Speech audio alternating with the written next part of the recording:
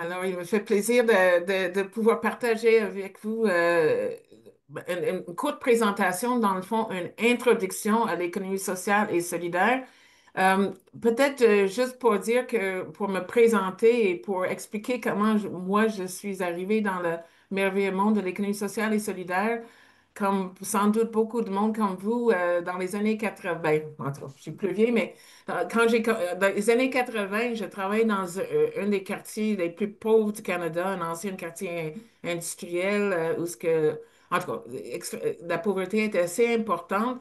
Et comme organisatrice communautaire, on essaie de répondre aux besoins, que ce soit de santé, de logement, etc.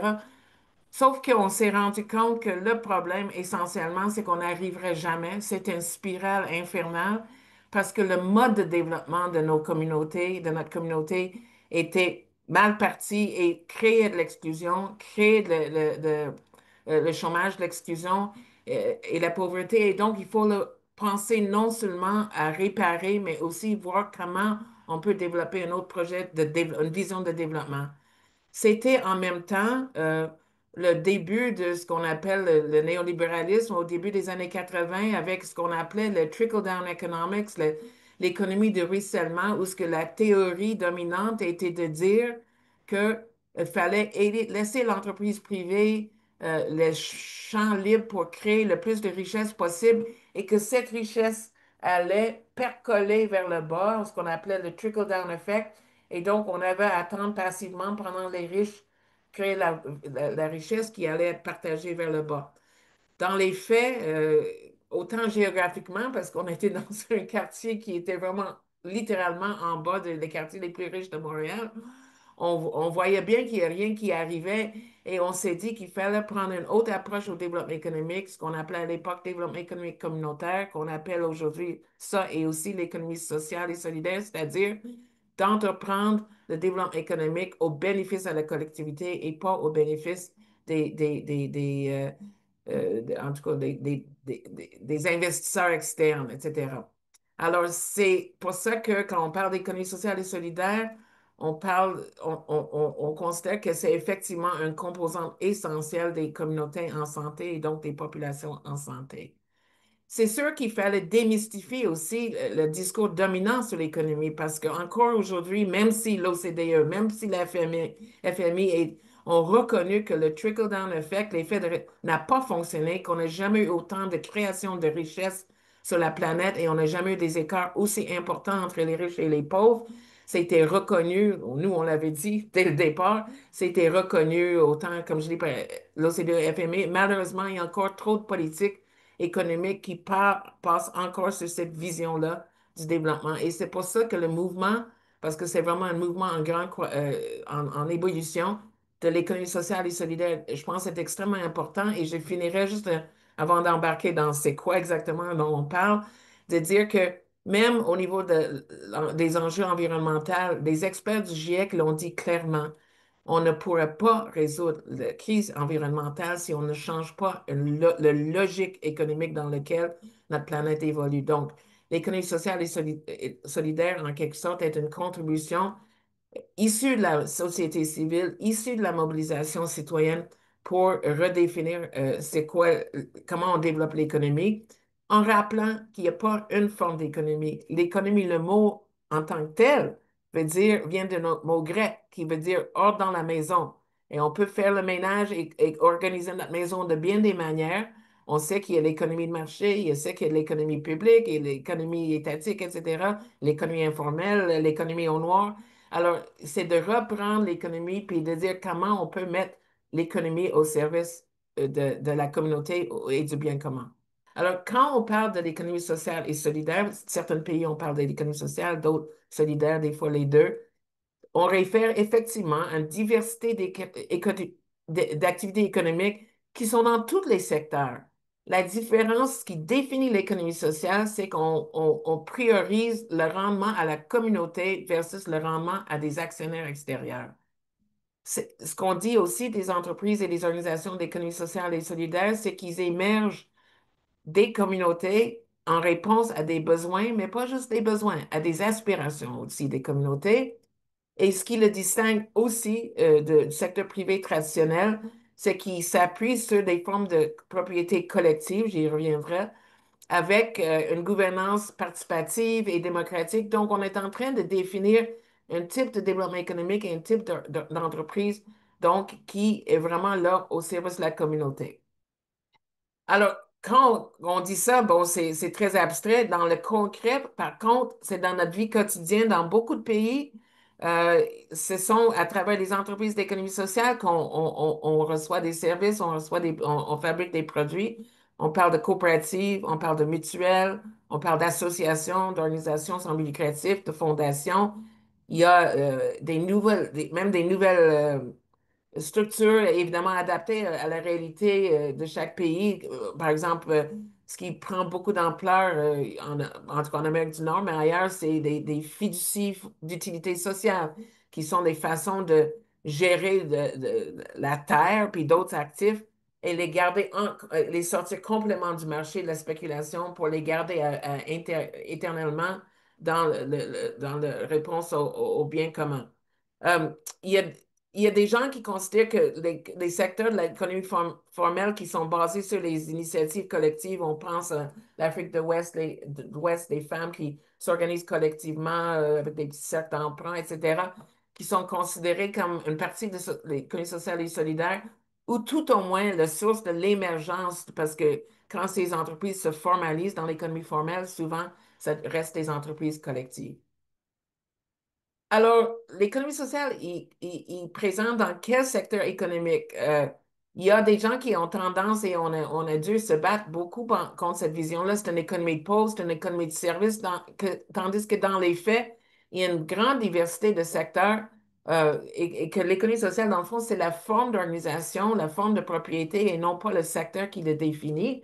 On a juste à penser à la région des Pays Basques en Espagne où ce que Mondragon est une vallée, toute une communauté qui construit autour du secteur manufacturier, mais toutes des coopératives de travail exclusivement. Donc, ça en est un exemple. On a l'exemple, par exemple, en Argentine, quand il y a eu une grosse crise, puis littéralement, les propriétaires d'usines quittaient, ils laissaient à l'abandon des usines, mais ce sont des travailleurs qui ont repris ces entreprises-là et les ont fait fonctionner comme des entreprises collectives, comme des coopératives, et ils sont encore un grand réseau dans ce qu'on appelle des entreprises récupérées d'Argentine et ailleurs.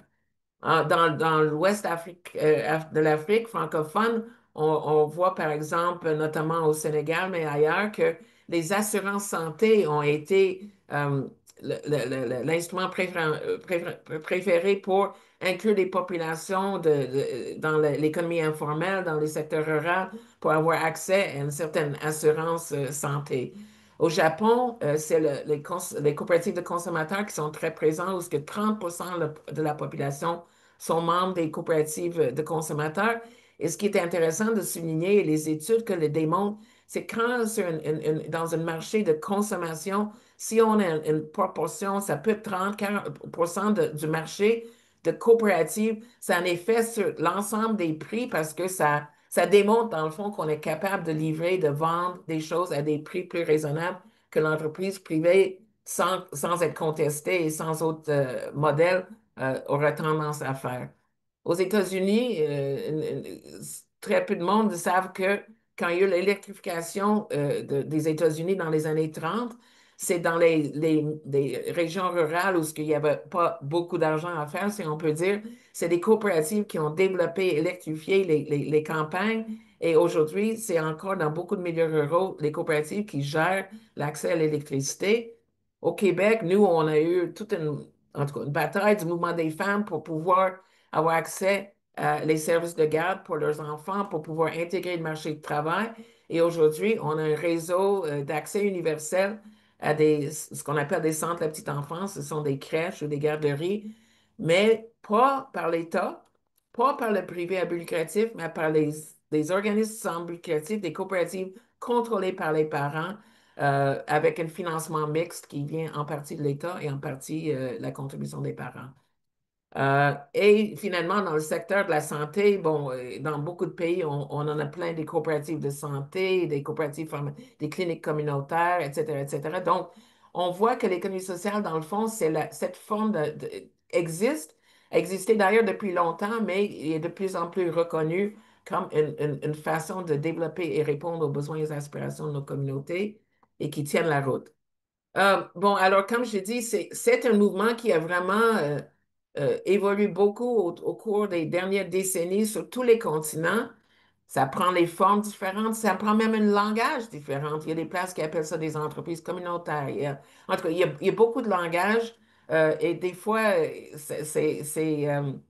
ça fait en sorte qu'on ne se reconnaît pas et il y a tout un travail d'ailleurs depuis 2 décennies à se donner une vision commune et voir la masse critique quand on met tout ça ensemble. Mais juste pour vous donner quelques avancées, bon, les États membres de l'Union africaine ont adopté une stratégie sur 10 ans pour l'économie sociale et solidaire ainsi qu'un plan pour le mettre en œuvre. Le RIES, qui est parce qu'il y a beaucoup de réseaux dans des pays, différents pays, au Côte d'Ivoire, tout récemment, le réseau a invité puis a accueilli 840 participants de 13 pays pour créer un observatoire scientifique sur l'économie sociale et solidaire en Afrique. Il y a ce qu'on appelle des lois cadres. On en a un au Québec, on l'a eu en 2013 au Mexique, au Sénégal, au Brésil, en France, en Corée du Sud, au Morocco, puis Maroc et sans doute ailleurs. Et ces lois cadres, ce qu'ils disent, c'est qu'ils reconnaissent, parce que c'est la première chose, c'est qu'il faut exister. Tu sais, on pense à l'économie, on pense toujours au privé. Il faut exister. Donc, ils reconnaissent que l'économie sociale est une partie intégrante des structures socio-économiques de ces pays-là et donc que les politiques publiques et les soutiens doivent aller non seulement à l'entreprise classique privée, à but lucratif, mais aussi à ces entreprises qui répondent au bien commun.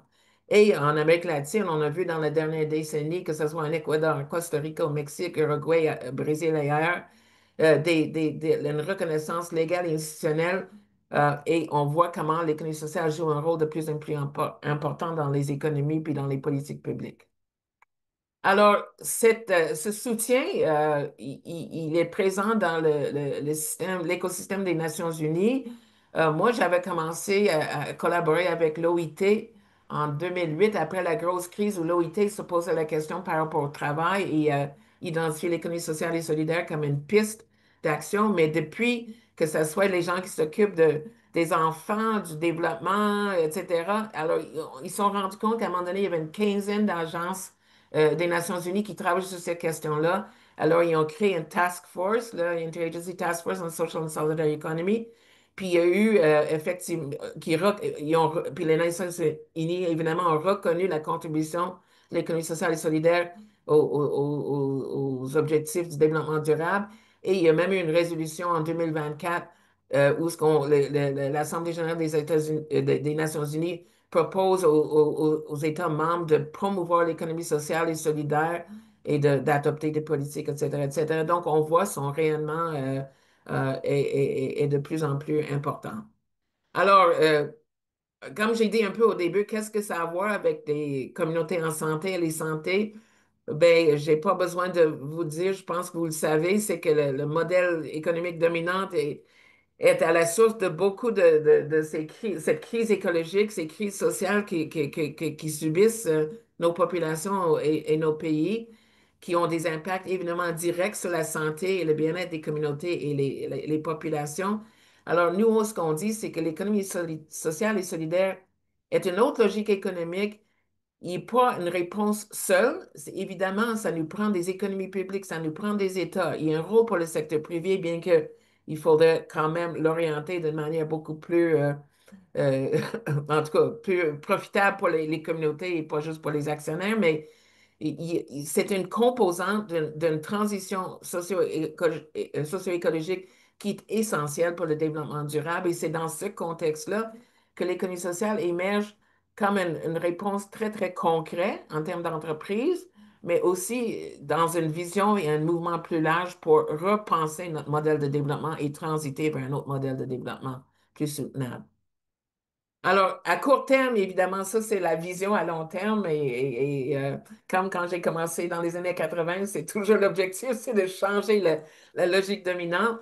Mais on peut voir, puis il y a beaucoup de documentation, si les gens veulent en savoir plus, d'initiatives en économie sociale qui répondent aux besoins de base, qui sont des facteurs très importants liés à la santé, l'accès à du logement décent, les coopératives, les associations, etc., sont très actifs pour répondre à ça, la sécurité alimentaire, l'agriculture durable, les services de santé.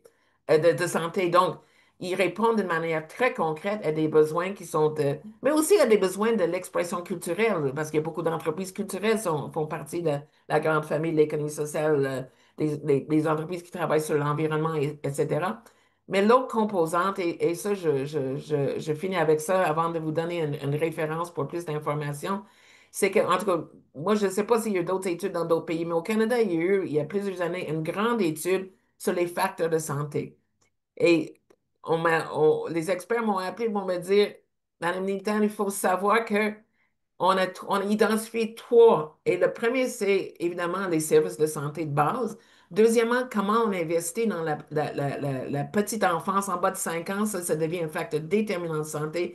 Et le troisième, c'est comment le sens d'appartenance à une communauté. Alors, c'est autant un enjeu de santé physique que de santé mentale, mais l'enjeu de l'économie sociale, c'est l'action collective, c'est l'action citoyenne collective au cœur de la communauté et au cœur de l'économie. Et dans ce sens-là, je pense que ce sens d'appartenance et de communauté et de sens est aussi un facteur de santé extrêmement important pour nous tous et toutes. Alors, si vous êtes intéressé à en savoir plus, comme j'ai dit, c'est un mouvement qui est large, qui est international, qui a des réseaux dans différents pays, dans différents continents. Il y a un réseau important qui s'appelle le Global Social Economy Forum. Je vous mettrai dans le chat le lien direct qui offre l'information dans les même trois. Mais juste pour vous dire, il y a une grande rencontre qui va réunir des milliers de personnes à Bordeaux à la fin octobre de cette année. La dernière rencontre qu'on a eue, c'était il y a 2 ans à Dakar. Il y en a eu à Mexico, en Corée du Sud et au Québec.